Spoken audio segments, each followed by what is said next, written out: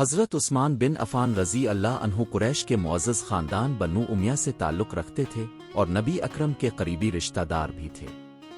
اپنے حضرت ابوبکر کی دعوت پر اسلام قبول کیا اور ابتدا ہی میں ایمان لانے والوں میں شامل ہوئے۔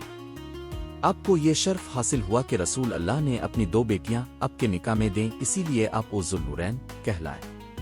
آپ نرم دل، شرمیلے اور نہایت سخی تھے۔ تجارت میں کامیاب تھے مگر دولت ہمیشہ اللہ کی راہ میں خرچ کی۔ مدینہ میں پانی کی کمی کے وقت اوبر روما کنواں یہودی سے خرید کر مسلمانوں کے لیے وقف کر دیا۔ غزو تبوک میں 300 اونٹ سامان سمیت اور ہزاروں دینار ران خدا میں دیے، جس پر نبی نے خوش ہو کر فرمایا کہ آج کے بعد عثمان جو بھی کرے نقصان نہیں ہوگا۔ اپنے 2 ہجرتیں کی، پہلے حبشہ اور پھر مدینہ کی طرف۔ حضرت عمر فاروق کی وفات کے بعد اب تیسرے خلیفہ منتخب ہوئے۔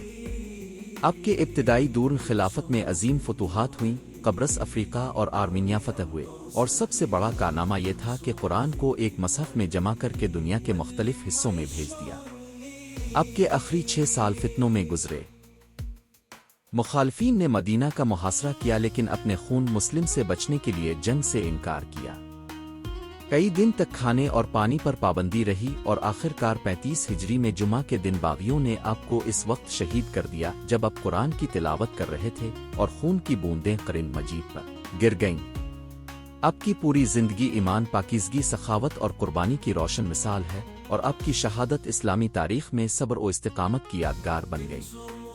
35 ہجری میں فتنہ پرور لوگوں نے مختلف شہروں سے مدینہ آ کر حضرت عثمان رضی اللہ عنہ کے گھر کا محاصرہ کر لیا اور کھانے پینے تک پر پابندی لگا دی، یہاں تک کہ کئی دن آپ اور آپ کے اہل خانہ بھوک اور پیاس میں رہے۔ صحابہ کرام نے لڑ کر دفاع کرنے کی اجازت مانگی مگر آپ نے فرمایا کہ میں نہیں چاہتا کہ مدینہ میں میرے سبب مسلمانوں کا خون بہے، اس لیے اپنے صبر اور سکوت اختیار کیا۔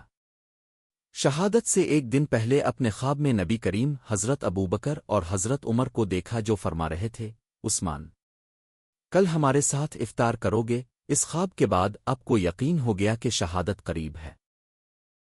جمعہ کے دن آپ روزے سے تھے اور اپنے گھر میں قرآن کی تلاوت کر رہے تھے کہ باغی دیوار پھلانگ کر اندر داخل ہوئے اور اسی وقت آپ سورت بقرہ کی یہ آیت پڑھ رہے تھے، اللہ ان کے مقابلے میں آپ کو کافی ہوگا، وہ سب سننے والا اور جانے والا ہے۔